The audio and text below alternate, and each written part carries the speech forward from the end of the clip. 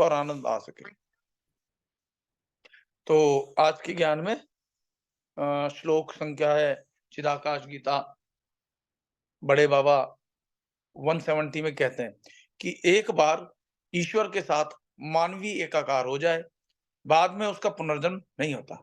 जो लोग ईश्वर में तद्रूप हो जाते हैं, तद्रूप मतलब बिल्कुल वैसे ही, तत् सत, है ना, या तत्त्वमसि, जो उन्हीं का रूप हो जाते हैं, तत्त्वमसि वैसे ही हो जाते हैं, तद्रूप हो जाते हैं।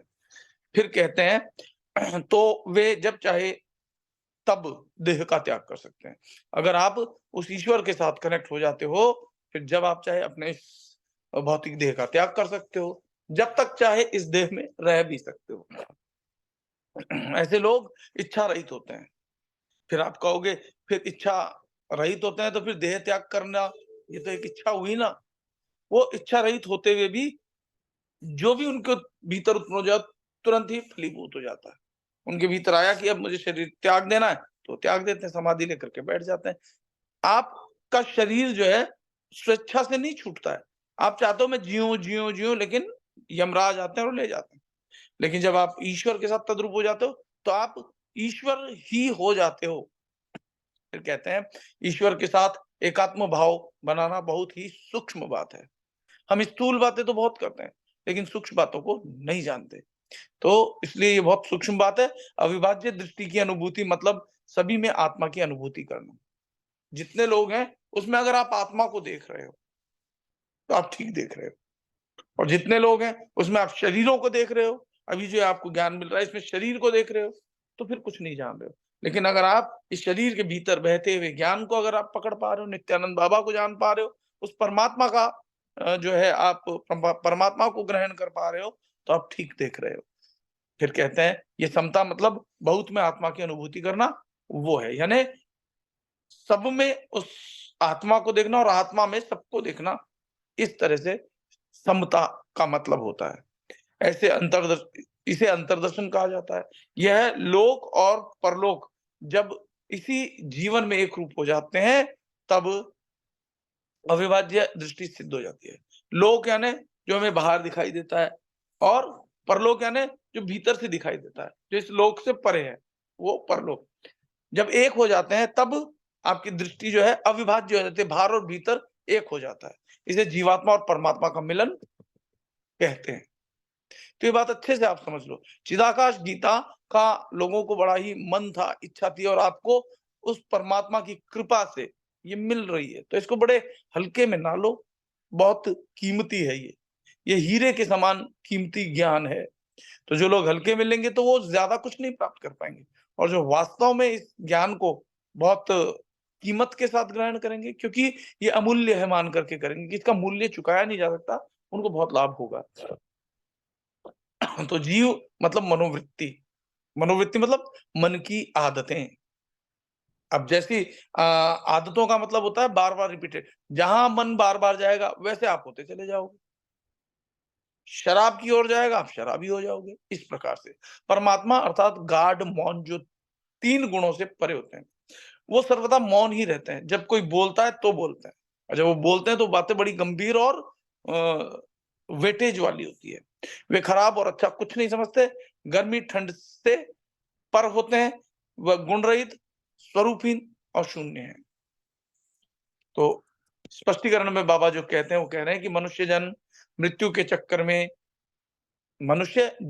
चक्कर में से जब उसे सब में एक का अनुभव होता है, तब वो मुक्त हो जाता है। जो लोग अचल तौर पर एक के भाव में स्थिर हो जाते हैं। अभी क्या है, हम कोई श्री विद्या यानी बाहर की, यानी ऐश्वर्य, लक्ष्मी, है ना, पैसा, क्योंकि लक्ष्मी के एक तो अष्ट लक्ष्मी है ना, संतान लक्ष्मी, पुत्र लक्ष्मी, पौत्र लक्ष्मी, इस तरीके से 108 लक्ष्मियां भी हैं।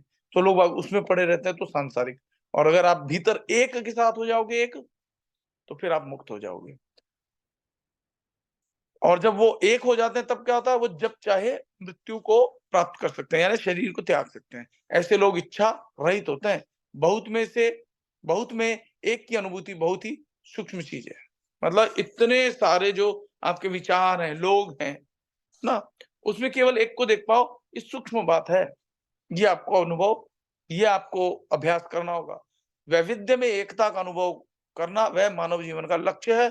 वह एक दृष्टि मतलब सभी में आत्मा का अनुभव करना, वह है। अंतर्दर्शन मतलब ईश्वर का दर्शन, सर्व बातों में करना कि ईश्वर ही है। इसे जीवात्मा और परमात्मा का एकत्व कहा जाता है। जीवात्मा और परमात्मा मूलतः एक ही हैं, फिर भी जीव का अस्तित्व अलग होता है। खास तौर पर तब जबकि वह सांसारिक वृत्तियों में मस्त होते हैं। परमात्मा प्रगाढ़ मौन है, जो कि 3 गुण सत्व, रज और तम से परे होते हैं। उन्हें बुरा, अच्छा, गर्मी, ठंड किसी बात की अनुभूति नहीं होती। परमात्मा सर्वोपरि है, वह सही अर्थ में स्थिति प्रज्ञ है, वह गुण रहित है, वह स्वरूप रहित शुद्ध स्वरूप है। स्वरूप रहित होते हुए भी जो है शुद्ध स्वरूप है। तो ये बात आप अच्छे से समझो और ये समझ में कब आएगी जब आप भीतर और भीतर गहरे-गहरे प्रवेश करते जाओगे। 1 मिनट आगे जो है 171 में बड़े बाबा कहते हैं कि सर्दी की ठंड में शरीर को जिस तरह ढका जाता है, उतनी ही ज़्यादा ठंड लगती है। हम जितना सर्दी को अनुभव करते हैं ना, ठंड लग रही है।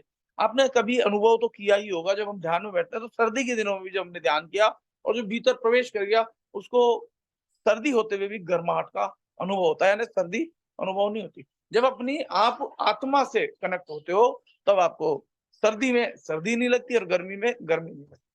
ठीक है ना? फिर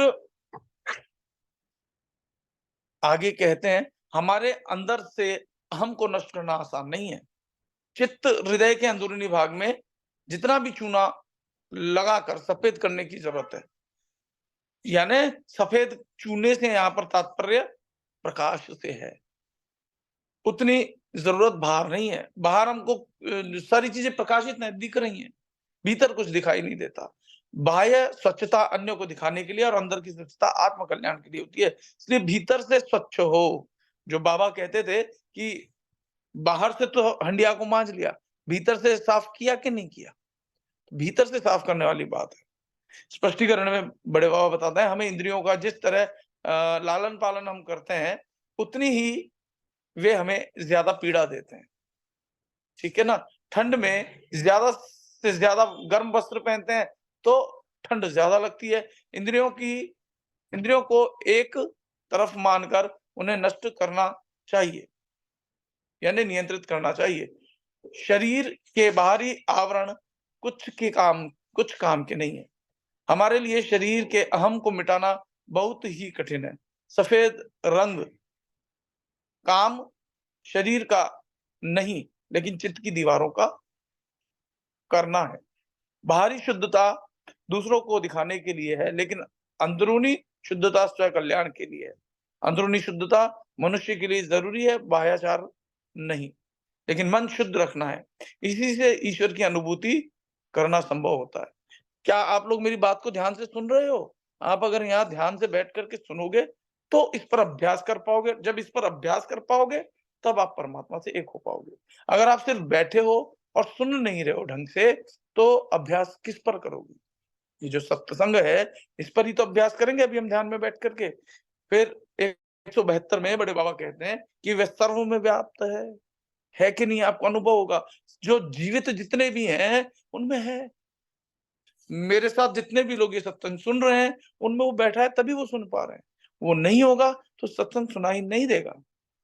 और जो मैं बोल रहा हूँ, मेरे भीतर वही तो बैठा है, जो मैं बोल करके आपको सुना पा रहा हूँ।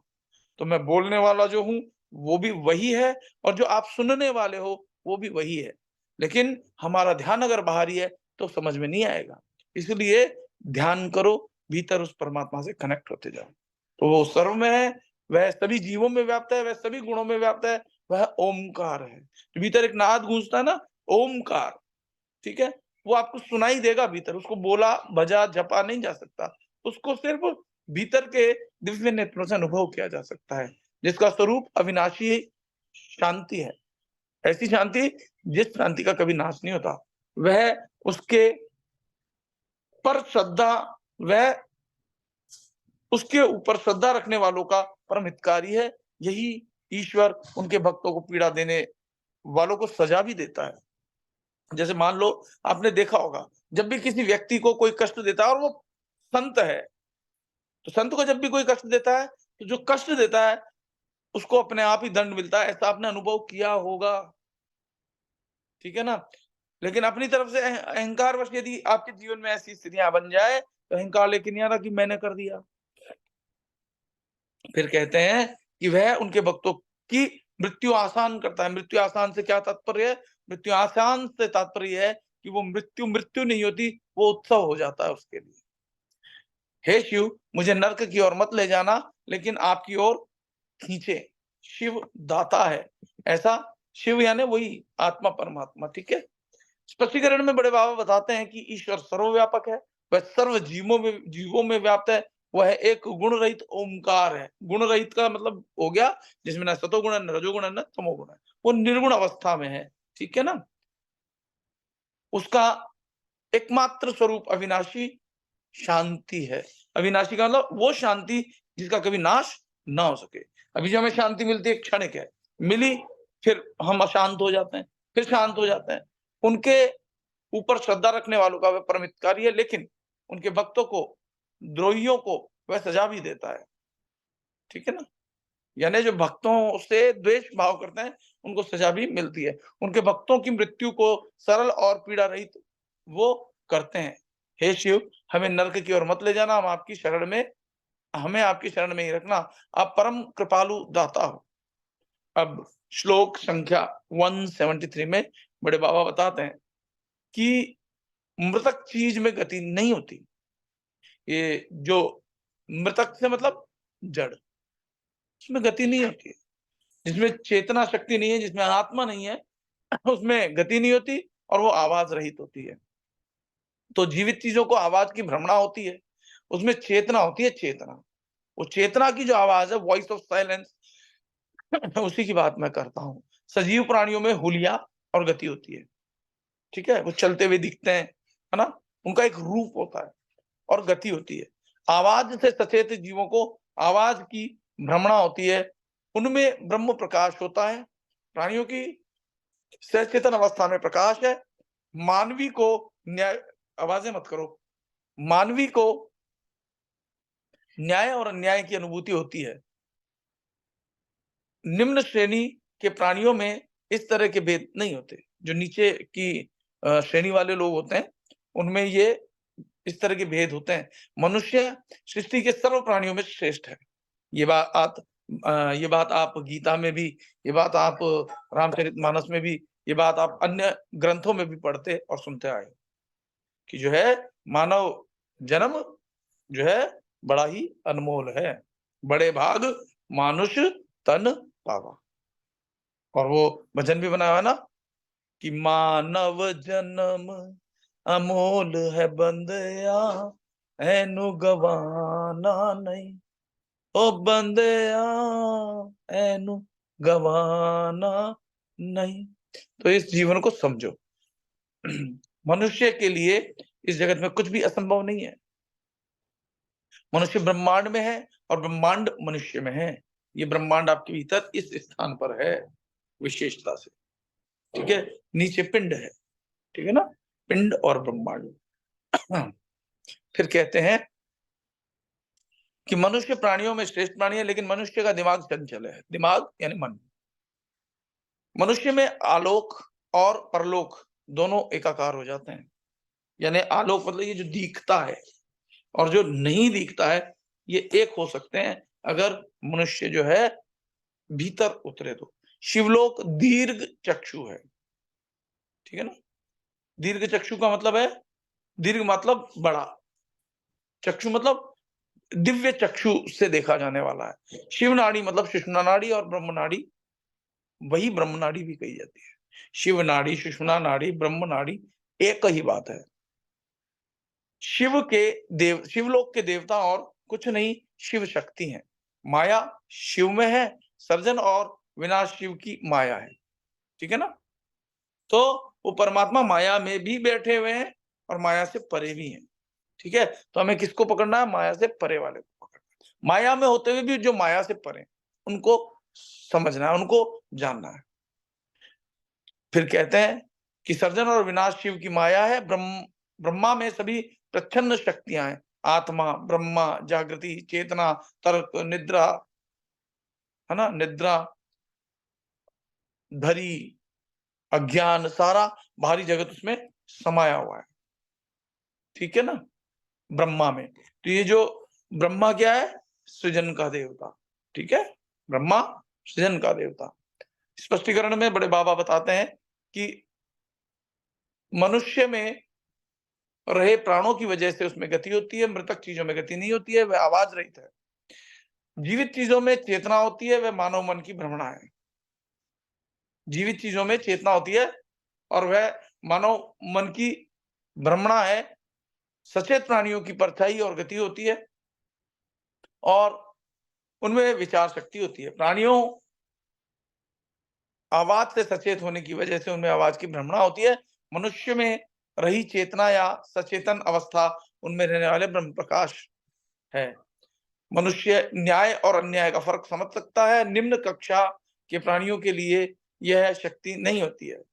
सृष्टि के सृजनकर्ता का मनुष्य श्रेष्ठ और उत्तम प्राणी है। उनमें निर्भीकता हो तो जगत में कुछ भी सिद्ध करना उनके लिए असंभव नहीं है। मनुष्य ब्रह्मांड में है और ब्रह्मांड मनुष्य में है। मनुष्य ब्रह्मांड को नियंत्रित करने की शक्ति का अपने आप में विकास कर सकता है। आप में ब्रह्मांड को नियंत्रित करने की शक्ति है, अगर आप जो है अपने आप को जानो तो, और उसके साथ एकाकार हो सकता है। लेकिन मनुष्य का मन चंचल है और उसके साथ एकाकार, मन की चंचलता का नाश होना चाहिए और मन पर ब्रह्म पर केंद्रित होना चाहिए। मनुष्य इस जीवन काल में ही अभ्यास से मोक्ष की प्राप्ति कर सकता है। मोक्ष मतलब क्या, तो कहा जाता है कि आलोक और परलोक दोनों को इसी जन्म में एक करना मतलब मोक्ष। शिवलोक मनुष्य का दिव्य चक्षु या तृतीय आंख है। जैसा कि मैंने आपको बताया था, यहां से भीतर होकर के आप प्रवेश करते हो। ठीक है, शिव नाड़ी मतलब सुषुम्ना नाड़ी या जिसे ब्रह्म नाड़ी भी कहते हैं।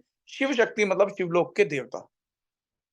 ठीक है ना, जब आप यहाँ से निज लोक में जाओगे, चिदाकाश में जाओगे, तो उसके जो देवता है वो शिव और शक्ति हैं।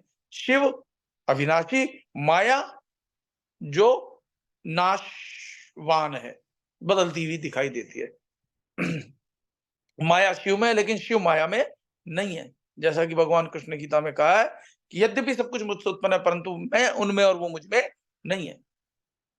उनमें होते हुए भी नहीं है, ये तात्पर्य है। ऐसा नहीं है कि उनमें नहीं है, उनमें है, क्योंकि हो ही उनसे रहा है। क्योंकि हर चीज भीतर से ही सृजित होती है। तो जो माया सृजित हो रही है वो भीतर से ही तो हो रही है, बाहर से कहीं से नहीं हो रही है। भीतर से माया का निर्माण हो रहा है। भीतर आप सोचते हो कि एक बेटा होना चाहिए, तो आप उसके लिए प्रयास करते हो, फिर बेटा हो जाता है, बेटी हो जाती है, शादी होनी चाहिए, शादी भी हो जाती है। भीतर से जो सोचते हो फिर उसका निर्माण होने लगता है माया का। तो आप उसमें हो, अब उससे लिप्त हो, उसका प्रभाव आप पे पड़ता है, उसको तकलीफ हुई, आपको तकलीफ हो गई, यानी आप उसमें लिप्त हो। लेकिन अगर जो कुछ बाहर हो रहा है उससे आप निर्लिप्त हो, तो बाहर कुछ भी होता रहे, आप अंदर से वही शांत और आनंद स्वरूप हो, तो आप शिव हो। फिर आगे कह रहे हैं कि माया का उद्भव शिव में ही हुआ है, लेकिन शिव का उद्भव माया में नहीं है। माया का स्तर शिव से नीचा है।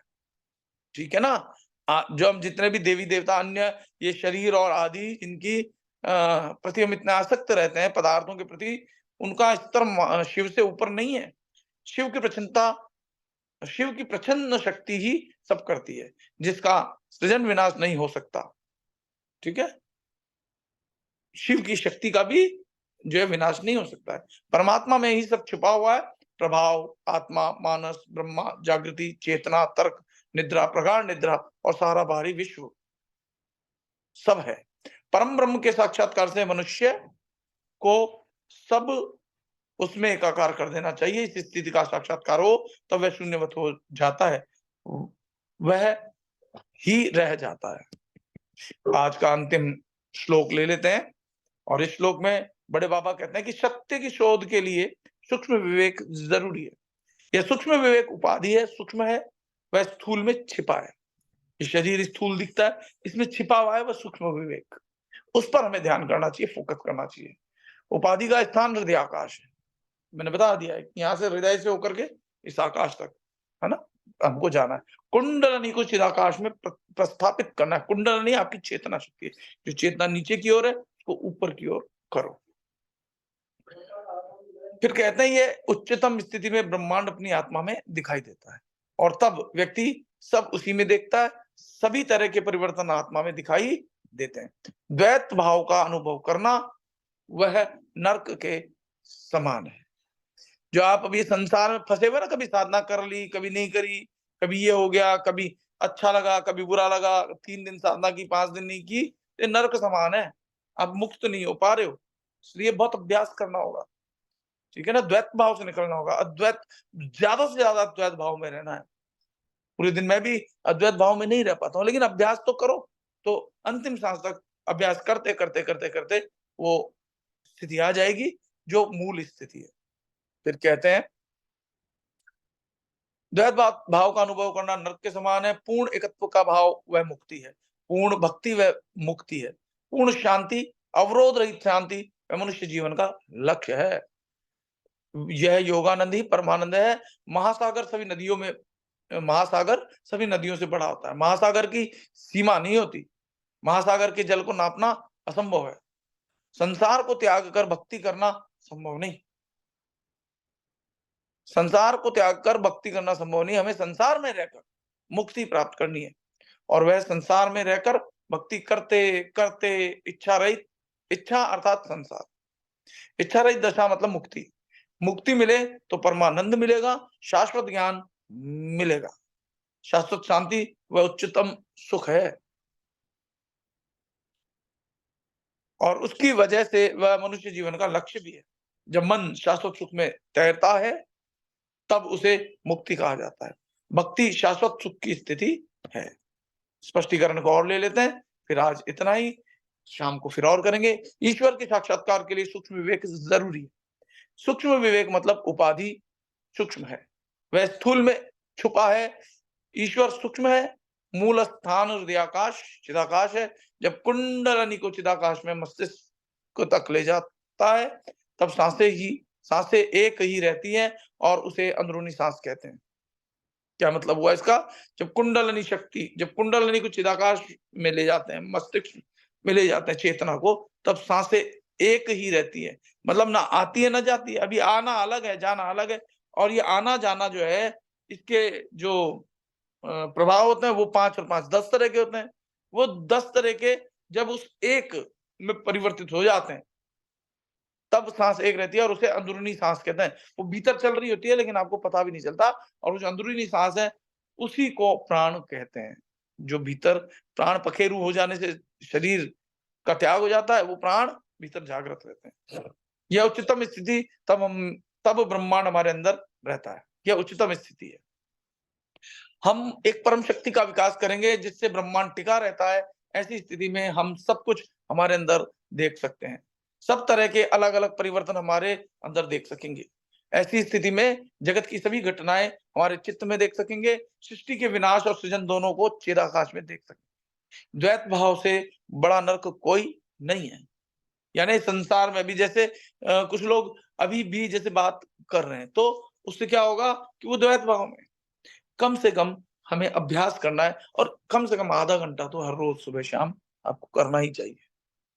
आधा घंटा, 1 घंटा। वैसे तो एक पहर 3 घंटे का होता है, कम से कम एक पहर 8 पहर में से अगर आप इसमें लगाते हो तो श्रेष्ठ रहेगा। यह उच्चतम स्थिति हमारे ब्रह्मांड के अंदर है। ऐसी स्थिति सब तरह के अलग अलग परिवर्तन हमारे अंदर देख सकेंगे। तब हम एक परम शक्ति का विकास करेंगे जिससे ब्रह्मांड टिका रहता है। ऐसी स्थिति में हम सब कुछ हमारे अंदर देख सकते हैं। सब तरह के अलग अलग परिवर्तन हमारे अंदर देख सकेंगे। ऐसी स्थिति में जगत की सभी घटनाएं हमारे चित्त में देख सकेंगे। जो जगत में हो रहा है ना, नित्यानंद बाबा कैसे बता देते यार, पैसा लेने आया भाग, क्योंकि अंदर ही देख लेते थे। सृष्टि के विनाश और सृजन दोनों चिदाकाश में देख सकेंगे। जो सृष्टि में जो कुछ भी हो रहा है वो आप देख सकोगे भीतर।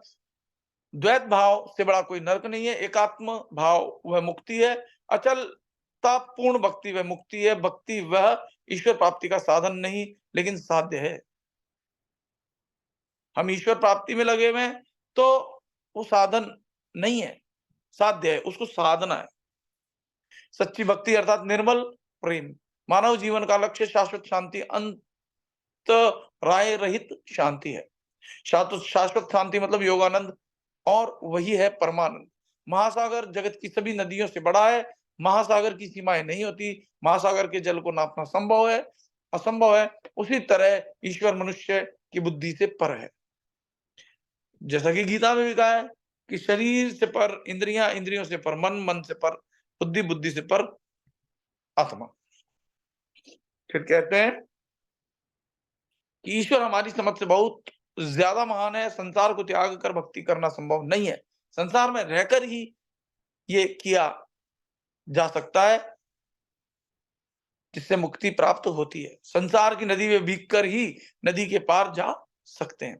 संसार की नदी को पार करने के लिए उसके अंदर तैरना जरूरी है। संसार मतलब इच्छाएं। मुक्ति अर्थात इच्छा रहित दशा। मुक्ति प्राप्त होती है तभी हम शाश्वत सुख का आनंद प्राप्त कर सकते हैं। शाश्वत शांति मतलब परम सुख, मनुष्य का जीवन लक्ष्य है। मानव मन जब शाश्वत शांति के लिए महासागर में तैरता है, तब उसे मुक्ति कहा जाता है। भक्ति उसी तरह शाश्वत सुख की स्थिति है। यानी हमें इस शरीर से परे को जानना है। तो इसका मतलब ये थोड़ी ना है कि शरीर को त्याग दो या आत्महत्या कर लो। इस शरीर में से होकर के ही, इस शरीर के माध्यम से ही हम ईश्वर तक पहुंच सकते हैं। इसीलिए कहा है कि नदी में भीग करके ही हम जो है नदी के पार जा सकते हैं। ये नदी ही ना हो तो हम पार ही थे। ये नदी हमने सृष्टि चक्र के अनुसार बना दी, तो अब इस नदी के भीतर से होकर के ही हमें पार जाना होगा। इस बात को समझो। अब 175 से हम शाम को करेंगे, ठीक है? तो अब साधना करते हैं और रिकॉर्डिंग में यहीं पर रोक देता हूं, क्योंकि आज का ज्ञान यहीं तक। जो लोग साधना रेगुलर करना चाहते हैं वो कनेक्ट करें। जीवन में लाखों करोड़ों अरबों खरबों रुपए आप कमाते हो, लेकिन वो बेकार है, व्यर्थ है। अगर आप के भीतर भीतर से त्याग की भावना नहीं आती है, तो सब बेकार है। क्योंकि त्याग तो करना ही होगा, जाने अनजाने। जो जानकर त्याग करते हैं, समझदारी से त्याग करते हैं, मुक्त हो जाते हैं। नहीं तो अनजाने में त्याग करना ही होगा। अनजाने में एक दिन आपका शरीर छूट जाएगा, अनजाने में एक दिन आपका मकान छूट जाएगा, अनजाने में आपके सारे रिश्ते एक दिन छूट जाएंगे, अनजाने में एक दिन जिस मकान के प्रति आसक्ति है वो छूट जाएगा, अनजाने में सब कुछ छूट जाएगा। तो जान करके इसको छोड़ने का अभ्यास ही त्याग कहलाता है। इसीलिए गीता में, श्रीमद् भागवत गीता में भगवान कृष्ण कहते हैं कि श्रेयो ही ज्ञान अभ्यासाज अभ्यासात ध्यान विशिष्यते ध्यानात् कर्म फल त्यागस त्यागात् शांति नंतरम। त्याग से तत्काल ही परम शांति की प्राप्ति होती है, ठीक है? इसलिए त्याग के भाव को भीतर से विकसित करो। भाव को विकसित करने के लिए कह रहा हूं, भाव को समझना। भाव भीतर से उत्पन्न होता है। मैं बाहर से कुछ भी त्याग करने को नहीं कह रहा, भीतर भाव त्याग से परिपूर्ण हो, ठीक है? तो जो लोग रेगुलर साधना करना चाहते हैं वो जुड़ सकते हैं। सारी डिटेल मैं डिस्क्रिप्शन बॉक्स में डाल दिया करता हूं, आप चेक करें और मुझसे कांटेक्ट भी कर सकते हैं। जय नित्यानंद, नमः शिवाय।